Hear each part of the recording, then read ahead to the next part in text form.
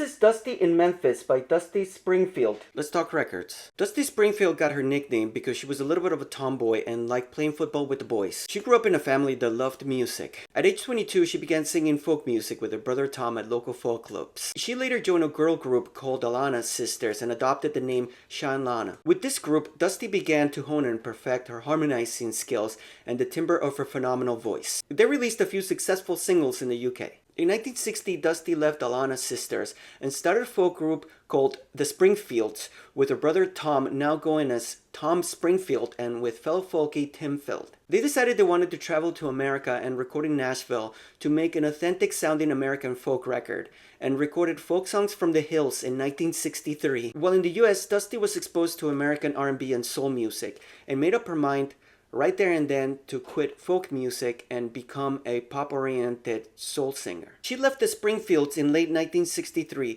and released her first solo single, I Only Want to Be With You, in November of that same year. The single turned out to be a big hit for her, reaching number 4 on the UK singles chart and number 12 on the pop singles chart in America. At the height of Beatlemania at the time, Dusty rode the British invasion wave to major success and popularity in both Britain and the United States. Springfield continued having successful singles on both sides of the pond, especially with two Hal David Burt Bacharach penned songs, Wishing and Hoping, reaching number 6 on the US singles chart, and I Just Don't Know What to Do With Myself, reaching number 3 in the UK. Other singles followed, mostly hits in the United Kingdom, until You Don't Have to Say You Love Me, which became her biggest hit and one of her signature songs, reaching number 1 in the UK and number 4 in the US. It's no secret that Dusty was a huge fan of American soul music, especially Motown. She made it possible for Motown acts like The Temptations, The Supremes, Martha and the Vandellas, Stevie Wonder, and The Miracles to perform in the UK for the first time with her self-hosting a special edition of popular music TV show Ready Steady Go called The Sounds of Motown in 1965. After this, Dusty's hits stalled in the US between 1967 and 1968. Some say it may have been due to changes in the musical landscape at the time, where pop music took a back seat. In hopes to reignite her career and establish herself as a legitimate soul singer, Dusty signed with legendary American R&B label Atlantic Records while remaining with Philip Records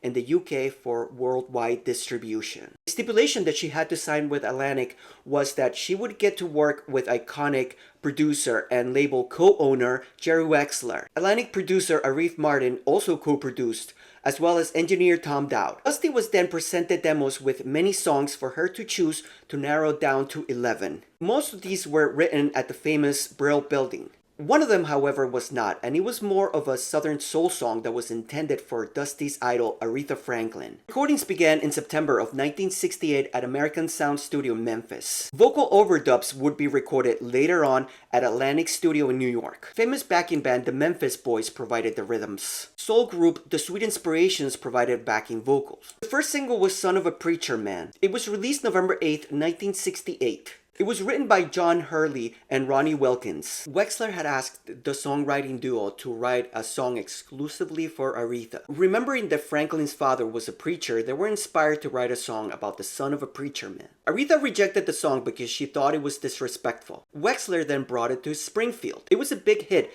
reaching number 9 in the UK and number 10 in the US. After the song was successful, Aretha changed her mind and decided to record the song, released in 1970. Don't Forget About Me was another single released ahead of the album in February of 1969. It was written by the legendary songwriting team of Goffin and King. Dusty in Memphis by Dusty Springfield was released March 31st, 1969 on Atlantic Records in the US and Philips Records worldwide. The album received rave reviews, but it didn't sell too well, reaching number 99 in the US and in the UK not charting at all. I Don't Want to Hear It Anymore followed as a single in April of 1969. The Windmills of Your Mind was the B-side. Wexler was a fan of the song on the Thomas Crown Affair and thought that it would be a great song for Springfield to record. Dusty, however, did not really like the song, but Wexler convinced her. The Windmills of Your Mind by Dusty Springfield reached number 40 on the pop singles chart. Although the album did not sell very well upon its initial release, it has been called one of the best albums of all time. Rolling Stone magazine ranked the album number 89 on the 500 greatest albums of all time list in 2003 and 2012. It went up to 83 on the 2020 Revisited list. That same year, the Library of Congress added the album for preservation in the National Recording Registry.